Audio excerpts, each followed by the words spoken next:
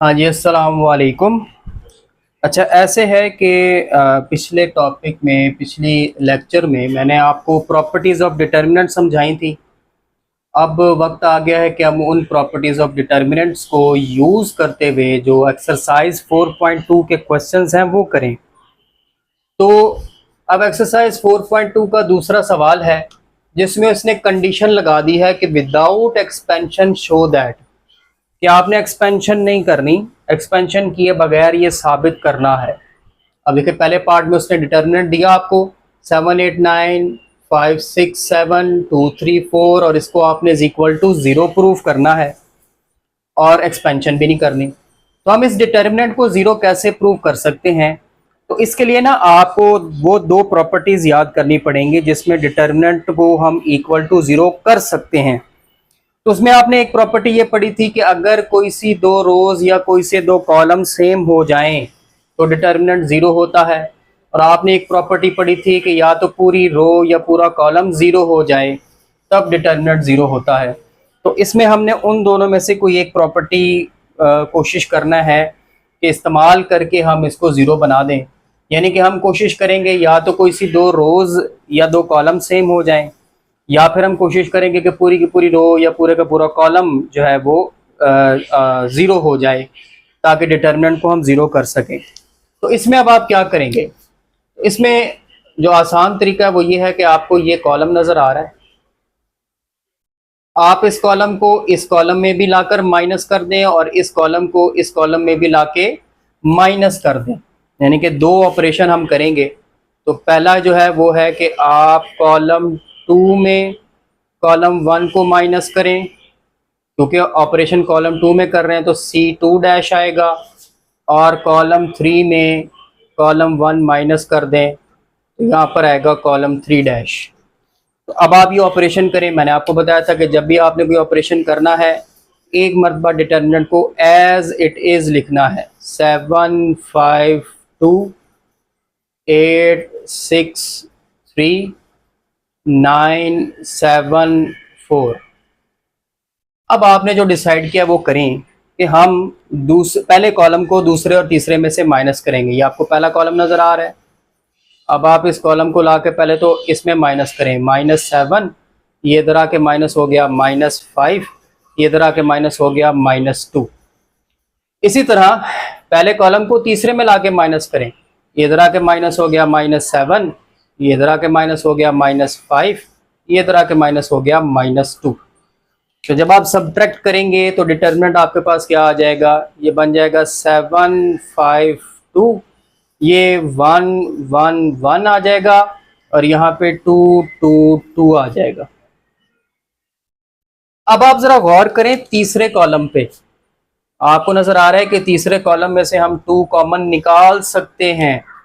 तो हम यहाँ पर लिखेंगे कि हम 2 कॉमन ले रहे हैं। कहाँ से? कॉलम 3 से। 2 कॉमन फ्रॉम कॉलम 3। ठीक है, सिर्फ 3 से आप कॉलम 3 से आप 2 कॉमन ले लें। जब आप कॉमन लेंगे तो वो बाहर आ जाएगा। 2 ये बाहर आ गया कॉमन।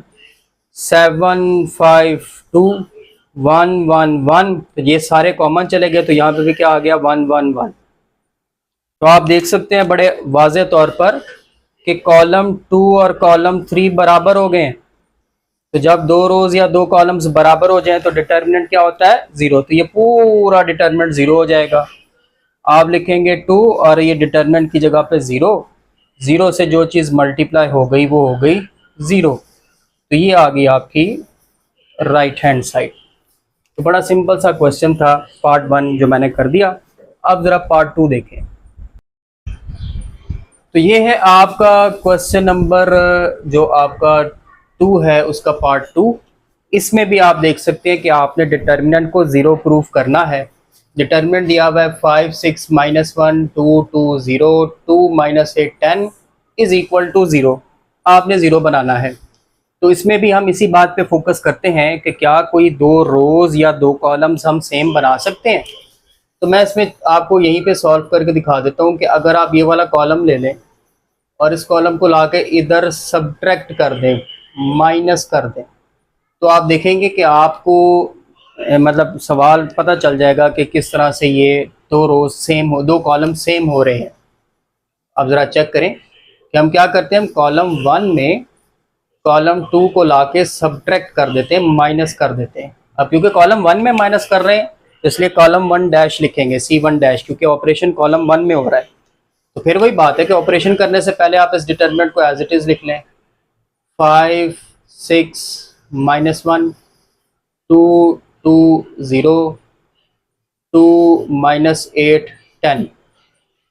अब जो आपने डिसाइड किया है वो काम करिए। क्या भला कि हमने ये वाला कॉलम लेना है और इस वाले कॉलम को ले जाके पहले कॉलम में सब्ट्रैक्ट करना है, माइनस करना है। तो ये 6 आके इधर माइनस हो गया, ये 2 इधर आके माइनस हो गया, और ये -8 इधर आके माइनस होगा, तो माइनस माइनस +8 हो जाएगा। ठीक है, माइनस माइनस प्लस होता है।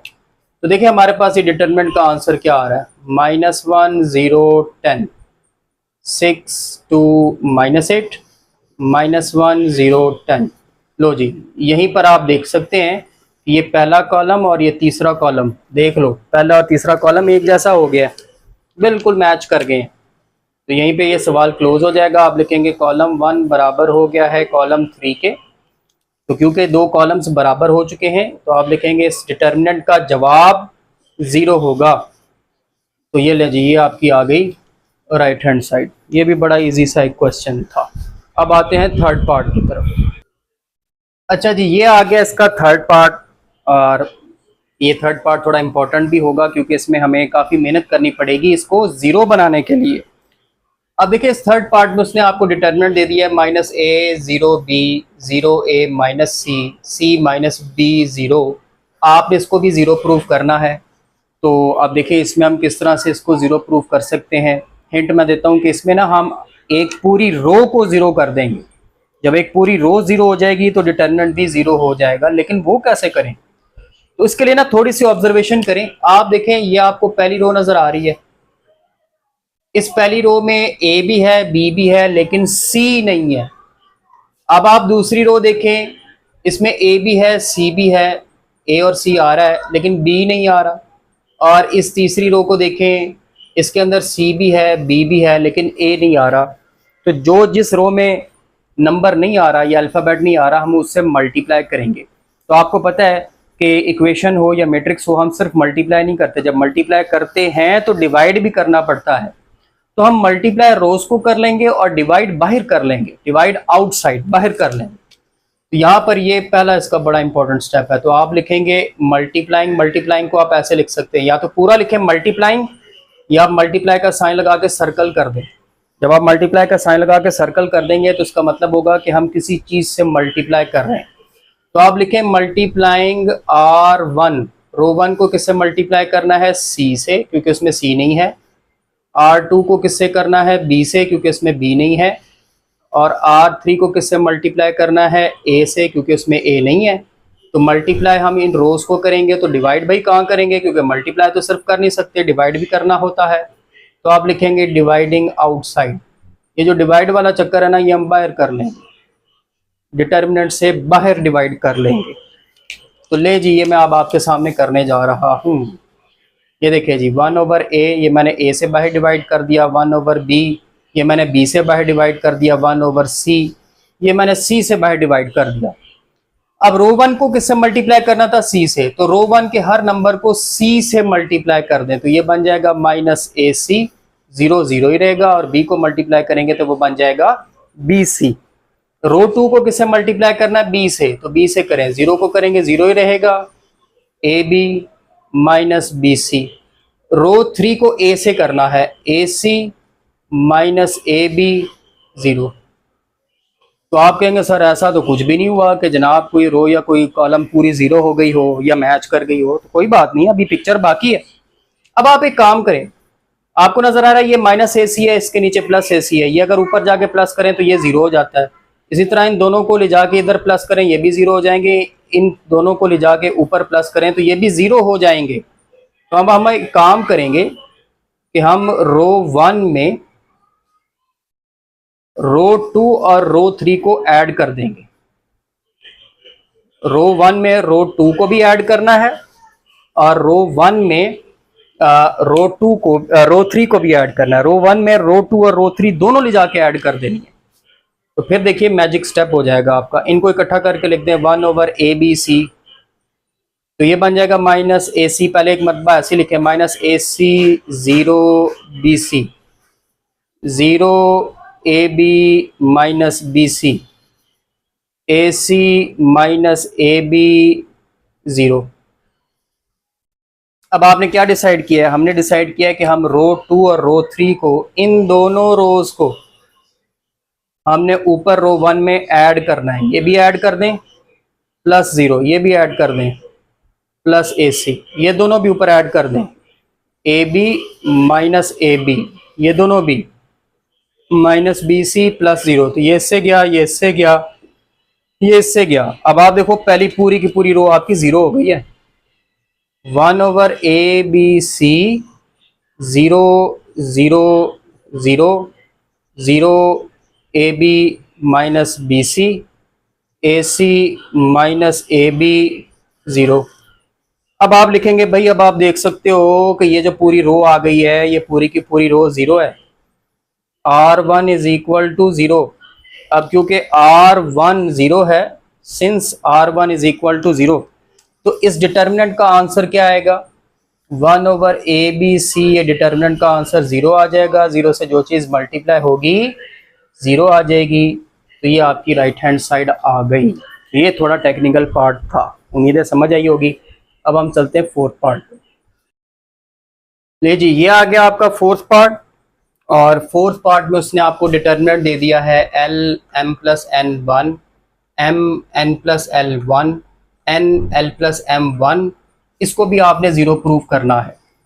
तो आप देखते हैं इसको कैसे 0 प्रूफ करेंगे। तो इसमें पहला काम, आप एक काम करें कि आप ये वाला पूरा कॉलम उठाएं और इस कॉलम में लाके ऐड कर दें। पहला ऑपरेशन ये है कि कॉलम 1 में कॉलम 2 को ऐड कर दें। ये जो मैं नीचे रीजंस नहीं लिखता कॉलम 1 में, ये C1 plus C2 C1 dash वगैरह, ये लिखनी बहुत ज़रूरी है। इनके बगैर आपको नंबर कोई नहीं मिल रहा। तो ले जी, मैंने जैसे कि बताया कि पहले आप इस डिटर्मिनेंट को एज इट इज़ लिख दें L M N M plus N N plus L L plus M 1 1 1। अब आप ऐड करें पहले दूसरे कॉलम को पहले में।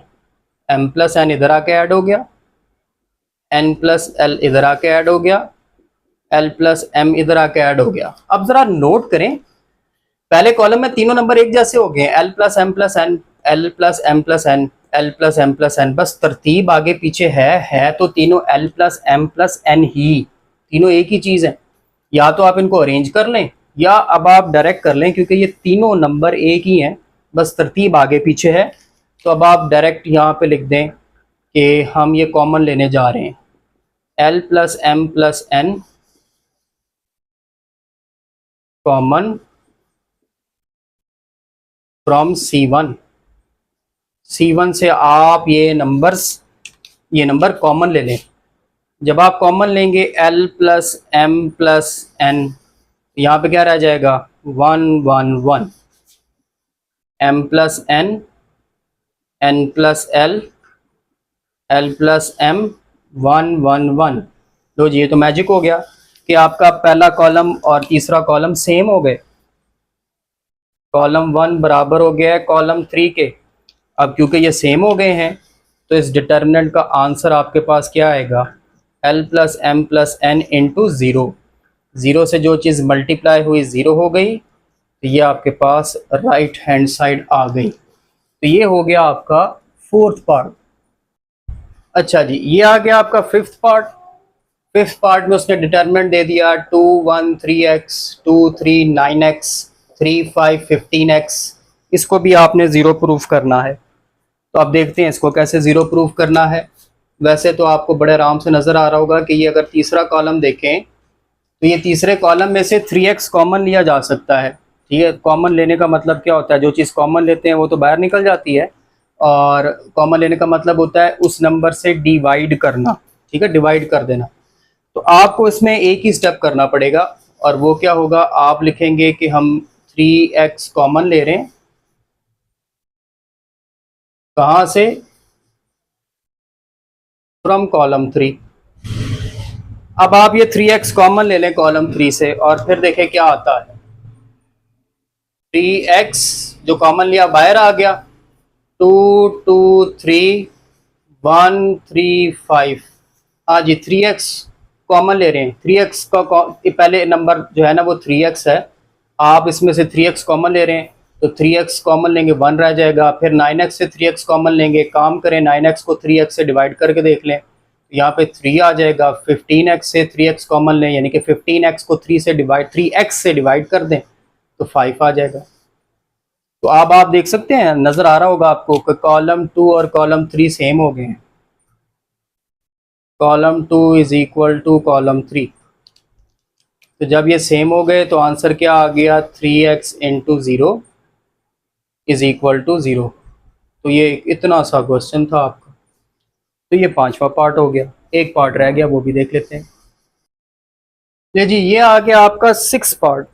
अब 6 पार्ट में उसने आपको एक डिटर्मिनेंट से दूसरा डिटर्मिनेंट बनाने को दिया है। आप देखें लेफ्ट हैंड साइड में लिखा हुआ है B C A square, C A B B square, A B C C square, जबकि राइट हैंड साइड में लिखा हुआ है 1 A square A cube, 1 B square B cube, 1 C square C cube.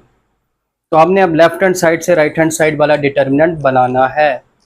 तो आप नोट करें डिफरेंस कहाँ पे आ रहा है। अगर हम पहली रो को देखें इधर और पहली रो को देखें इधर, तो पहली एंट्री 1 है, फिर ए स्क्वायर आ रहा है, फिर ए क्यूब आ रहा है, यानी कि ए इन दोनों में एक ए कम है।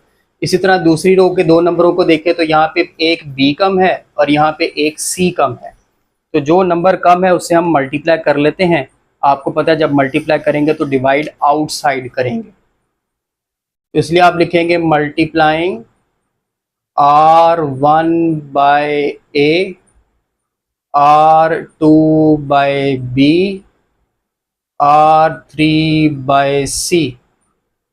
रो 1 को ए से मल्टीप्लाई करें, रो 2 को बी से मल्टीप्लाई करें, रो 3 को सी से मल्टीप्लाई करें। डिवाइड कहाँ करना है, डिवाइड आउटसाइड।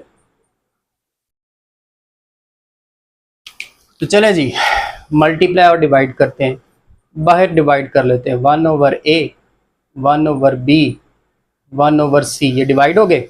अब रो 1 को ए से मल्टीप्लाई करें, ये बी सी है, जब ए से मल्टीप्लाई करेंगे ए बी सी बन जाएगा, ये ए स्क्वायर बन जाएगा, ये ए क्यूब बन जाएगा।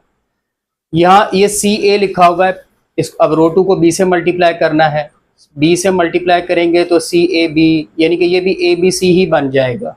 अरेंज करके अगर आप लिखें, ये बी स्क्वायर बन जाएगा, ये बी क्यूब।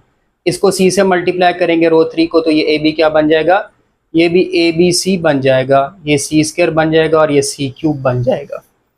अब आपको नजर आ रहा है कुछ कॉमन आ रहा है, आप लिखेंगे A B C common from column 1। हम कॉलम 1 से ए बी सी कॉमन ले लेते हैं। ये जो बाहर है इनको इकट्ठा करके लिखते हैं 1 ओवर ए बी सी, और फिर हमने ए बी सी कॉलम 1 से कॉमन लिया, यहाँ पर रह गया 1 1 1। यहाँ पे A square A cube, B square B cube, C square C cube, ये कैंसिल हो गए और ये आपका राइट हैंड साइड वाला डिटर्मिनेंट आ गया 1 1 1। A square A cube, B square B cube, C square C cube, which is right hand side. ले जी, ये आपका क्वेश्चन 2 हो गया। अगली क्लास में अब क्वेश्चन 3 के कुछ पार्ट्स करेंगे। तब तक के लिए अल्लाह हाफ़िज़।